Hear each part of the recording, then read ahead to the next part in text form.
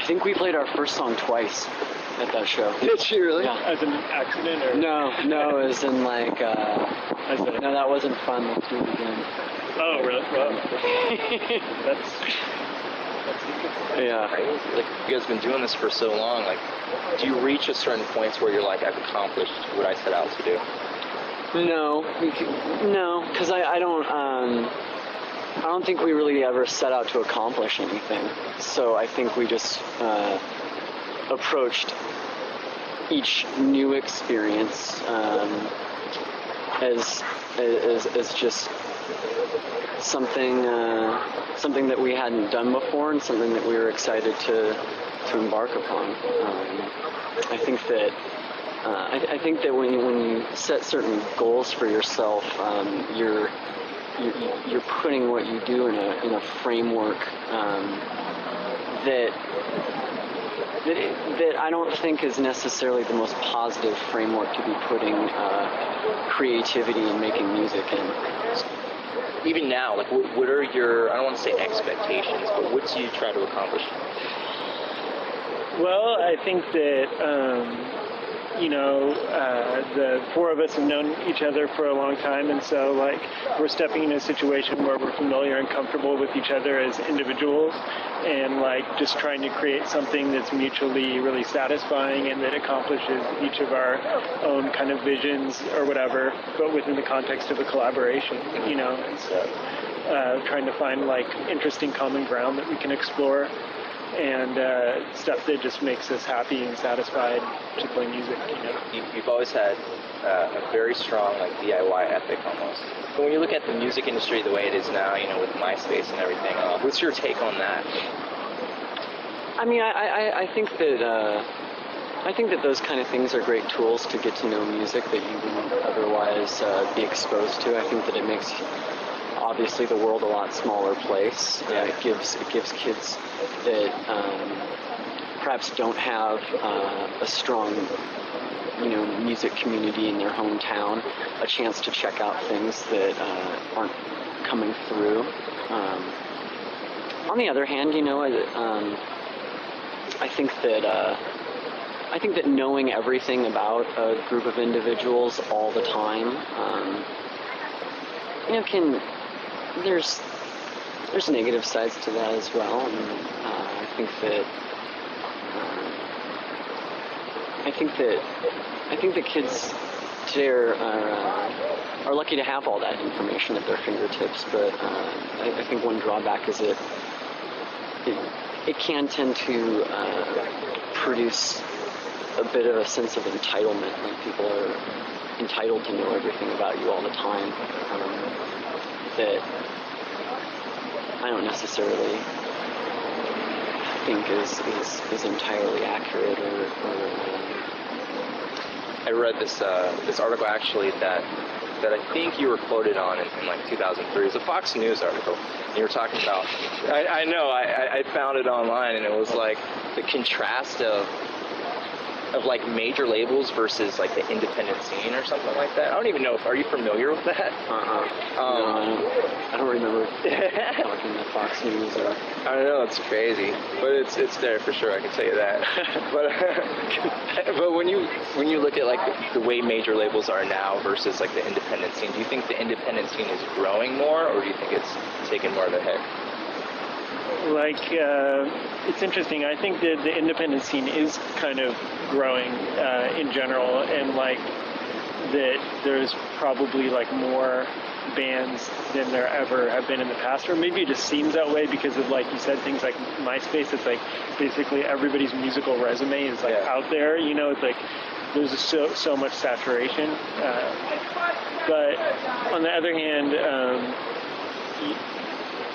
as to whether like it's like stronger than it was in the past, I don't know. That's the part about it that gets a little bit confusing to me, because it seems like it used to be more like insular and regional and like really tight communities in specific spots that were really strong, and now it seems a little bit more diffuse. Let's go back 10 years. Do you think there was less of kids trying to get signed and just doing music for love of music, or do you think that mentality was back then as well? I think that arc kind of came and went. probably in the late 90s, early 2000 or so, it seemed like a lot of kids had that on their mind. But I know that when we would do tours with the Blood Brothers and I'd be talking to some kids or something after the show or before the show, lots of times kids that would be a question that they would ask, like, how did you get signed? And I would think to myself, like, why is that even something that you want to know or explore?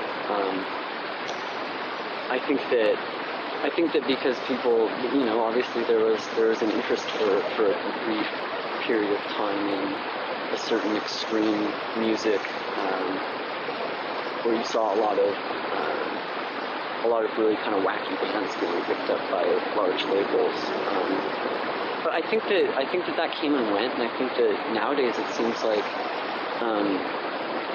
people have realized that you don't really there's no need for a major label. I mean, there's just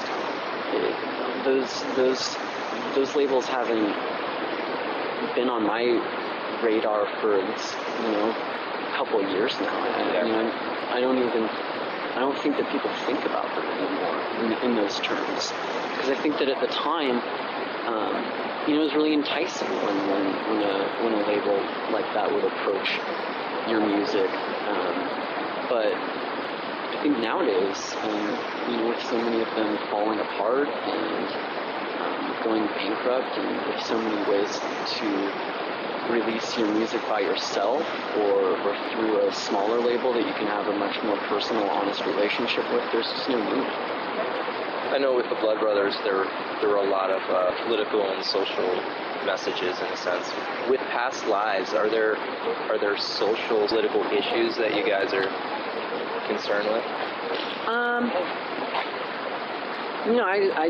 I mostly just try to write about my own life. I don't really, I wouldn't say that there's an overreaching political agenda with the lyrics that I wrote myself. Are there issues, though, in general that you're concerned with?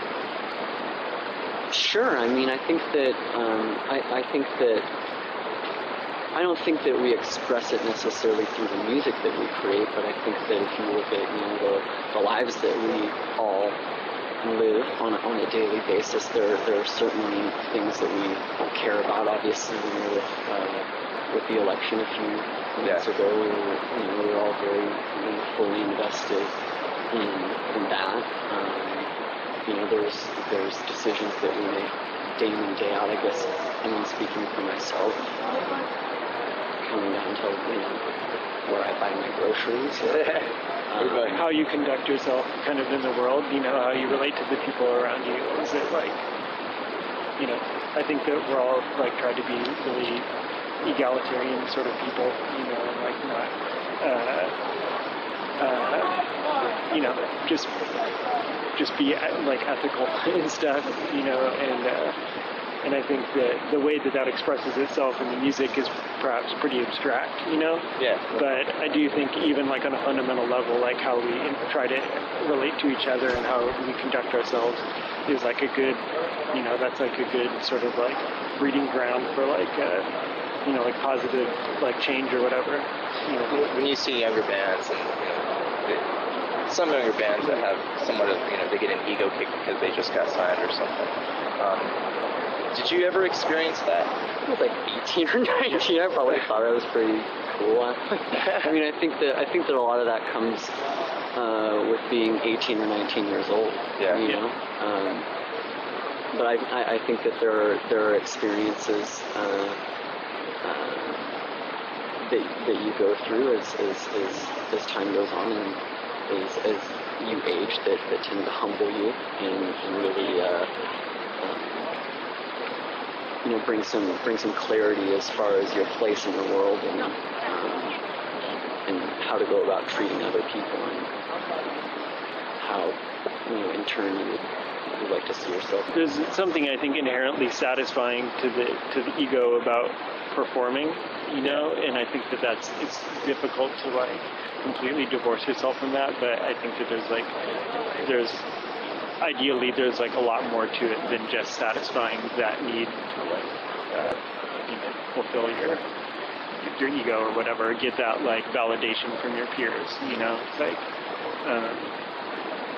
not that getting the validation of your peers is a bad thing. It's just that, it's like there's other sorts of like reasons for doing it.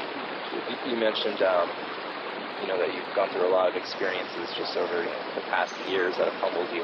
What are some of those experiences that have brought you to where you are today with past lives? I guess, things like having your label go bankrupt before your record's going to be put out, like not once but twice. Like this, having like, your equipment stolen. Yeah. Having your band fall apart. Yeah, it's like things like that happen, and it's like, so we're on a big label. It falls apart.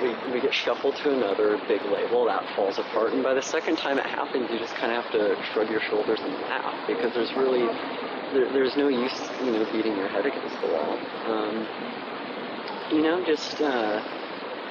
Just being in situations on stage where I feel like I've made an ass out of myself, and that happens. That happens to that's happened. A handful of times, probably more. Yeah. Recording music and feeling like you're not,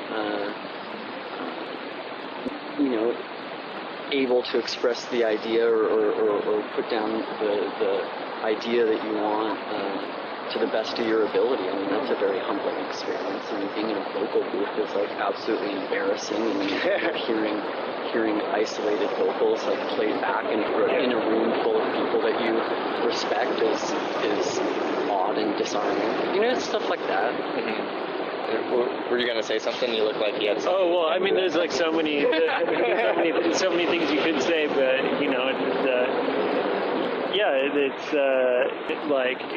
certain things can be a struggle, and like we'll definitely like pop your balloon or whatever if you're not like up to it, and just have like going to a show and having really high expectations, and then the show's really disappointing or something, but then it's like after you've played enough shows, and then that starts to not matter so much. It doesn't like destroy your, it might ruin your day, but it's not gonna like destroy your sense of self.